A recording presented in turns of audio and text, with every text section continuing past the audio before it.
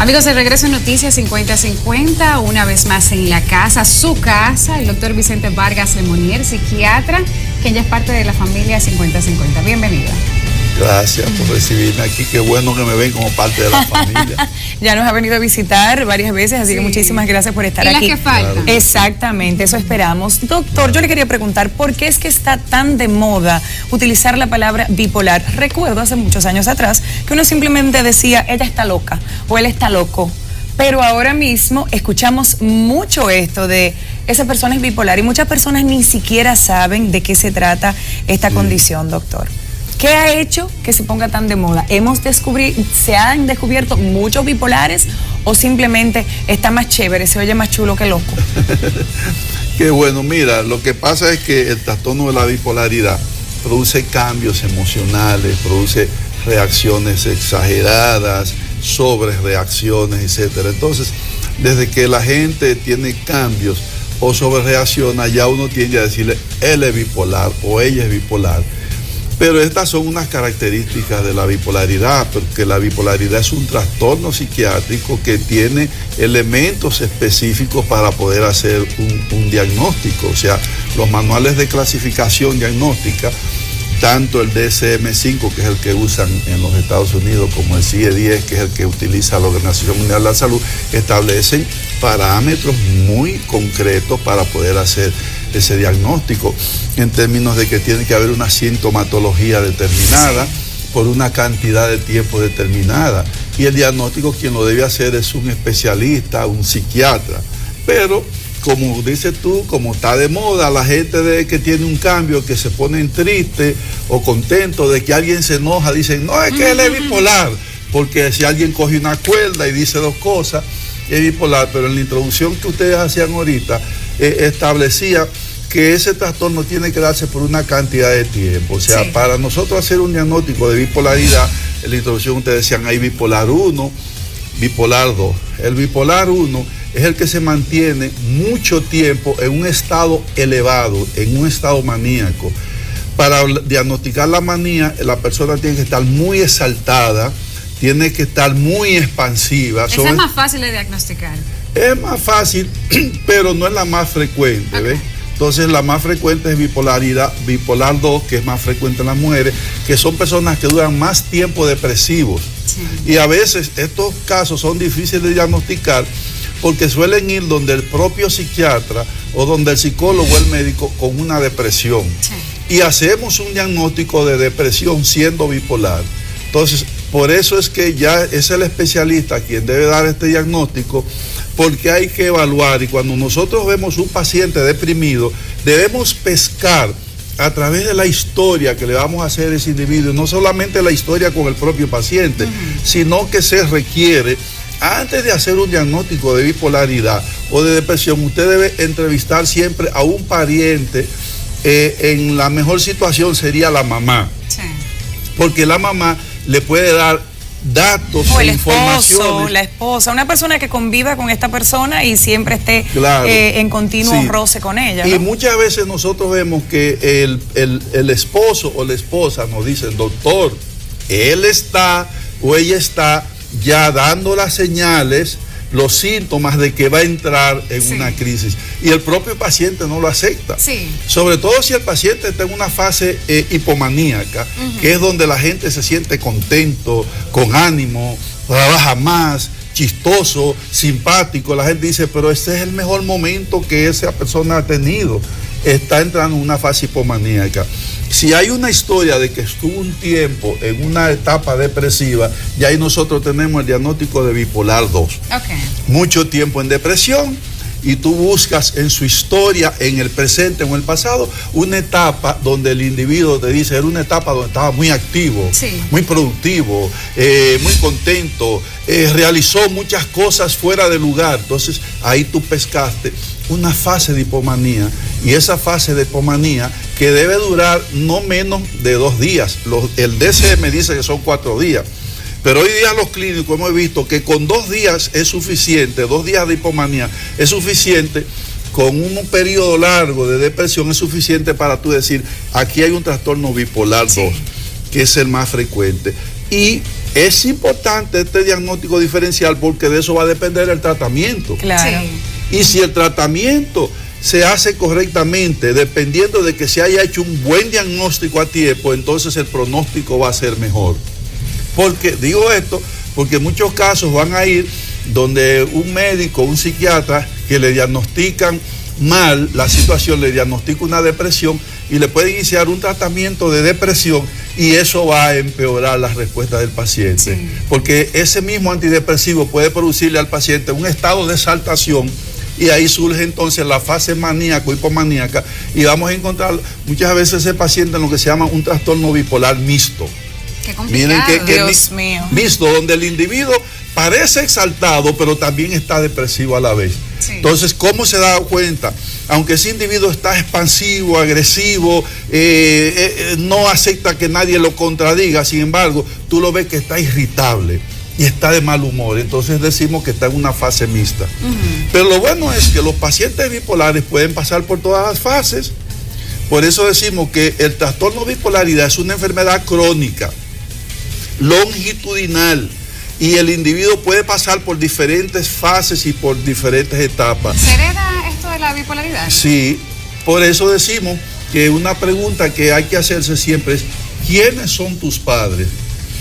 ¿Qué quiere decir quiénes son tus padres? Vamos a ver si en tu familia, ya seas tú o un hermano o un tío, alguien ha sufrido de este trastorno. Sí. Eso nos va a acercar al diagnóstico y debemos inmediatamente pensar que este paciente puede tener la enfermedad que se llama trastorno bipolar, aunque los síntomas todavía no sean tan manifiestos. Doctor, ¿cómo es la vida de los familiares que rodean a este paciente que sufre de bipolaridad?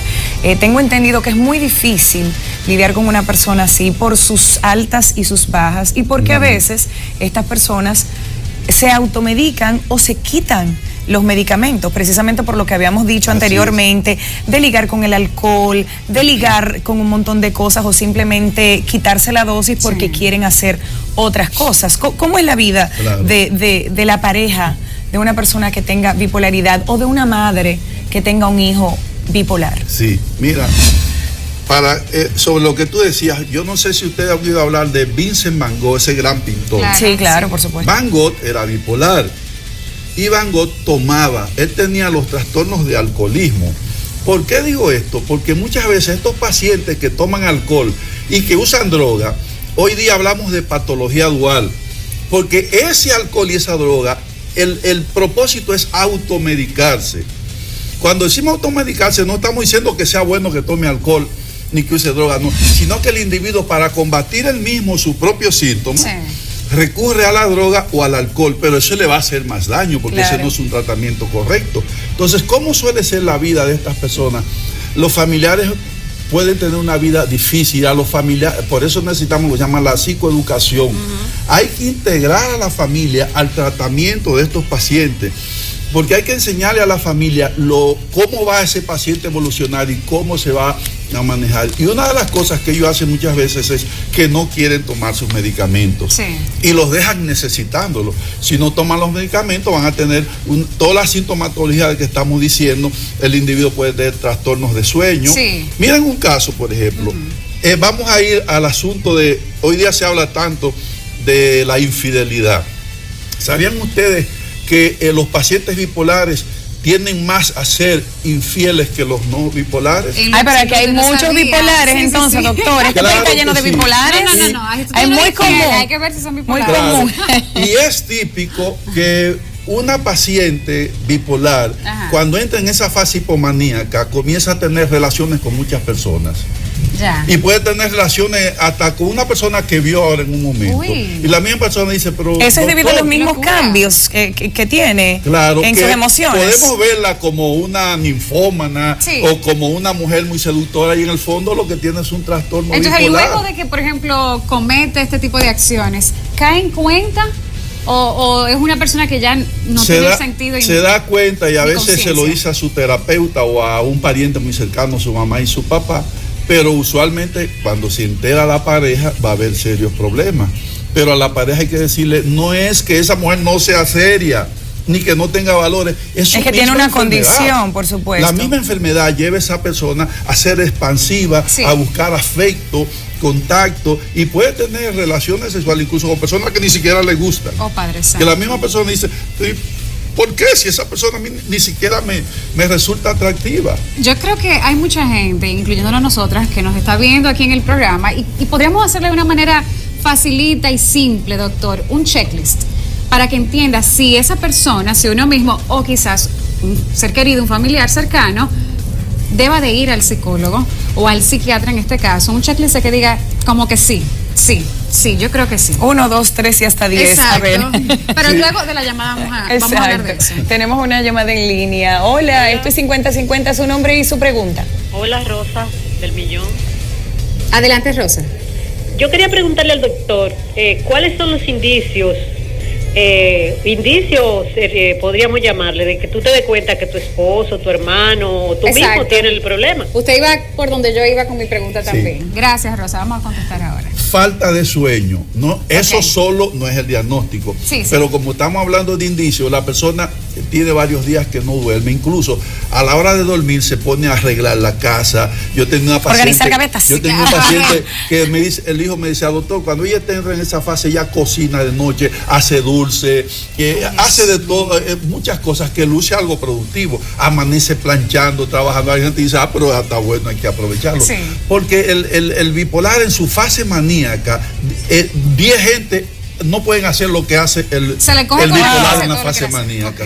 Doctor, ese es un indicio. Entonces, expansivo, no duerme, se puede poner muy irritable y no se le puede decir que no a nada. A la familia hay que decirle, llévale la corriente, cualquier cosa que quiere hacer o propone. Si tú le dices, no, espérate, se irrita y te insulta, y si está en la fase maníaca puede hasta agredirte y pasar a la violencia, porque esa persona no soporta nada, que ninguna frustración, ni nadie que le diga que no.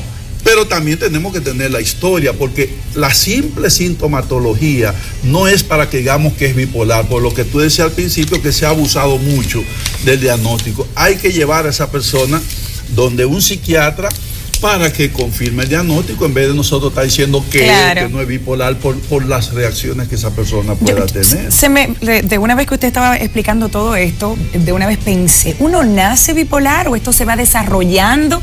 Por ejemplo, de repente un día yo estoy muy bien y yo empiezo a sentirme como usted está describiendo y descubro descubro que soy bipolar, o esto se viene desarrollando desde la niñez, uno lo va desarrollando o de repente un día se te desata algo en la cabeza. El trastorno es genético, pero hay una etapa donde se comienza a desarrollar. Se puede manifestar en algunos niños, pero no es lo más frecuente en los niños. ¿Qué tan temprano se ve en los niños, doctor? Se han dado casos de niños que ya a los 10 años, 11, 12 años, ya comienzan a desarrollarte los síntomas de que va a tener un trastorno bipolar, pero la enfermedad es más frecuente ya en adultos. En adultos. Sí, pero ya en niños sí puede aparecer. ¿Sabían ustedes que Ted Turner, ese gran hombre de las cadenas el dueño de los Bravos de Atlanta, el hombre que más ha desarrollado las cadenas de televisión de Estados Unidos, es bipolar? No sabía. ¿Sabían ustedes que Catherine Zeta-Jones, la del zorro, es bipolar? Eso sí se conoció. Eso sí se conoció y se habló mucho. Britney Spears es bipolar. También, fíjate. Ella ha tenido muchas crisis. Mariah Carey es bipolar. ¿Y saben ustedes que Winston Churchill era bipolar? Dios mío. Bueno, y son personas que hasta cierto punto han desarrollado su vida de manera normal, si tienen la atención que necesitan. Y que el pasado presidente de Panamá era bipolar. Wow, Dios mío. O sea, ustedes se van a encontrar premios Nobel bipolares, grandes empresarios, presidentes, grandes artistas, o sea que grandes pintores. Yo acerca de eso le quiero hacer unas preguntitas, pero vamos a atender esta llamada. Hola, esto es 50-50. Su nombre y su pregunta, por favor. Buenas tardes. Buenas tardes. Mi nombre es Matilde, pero la pregunta ya la hicieron. Era si bipolar se nace con esa condición o puede adquirirse. Se hereda. Gracias, Matilde, por tu sintonía. Se hereda. Siempre hay que buscar en la familia a alguien que venga. Ok. Tenemos otra llamada en línea. Hola, esto es 50-50. Su nombre y su pregunta, por favor. Mi nombre es María Cava. Sí, adelante con su pregunta, por favor. Bueno, el tema está muy interesante. Muy interesante, señores. Nos vamos a tener que ir a una pausa, pero bueno, esto se está poniendo muy bueno porque cada vez más información y cada vez un poquito más complicado, doctor, yo pienso. Y más personas quieren saber. Exactamente.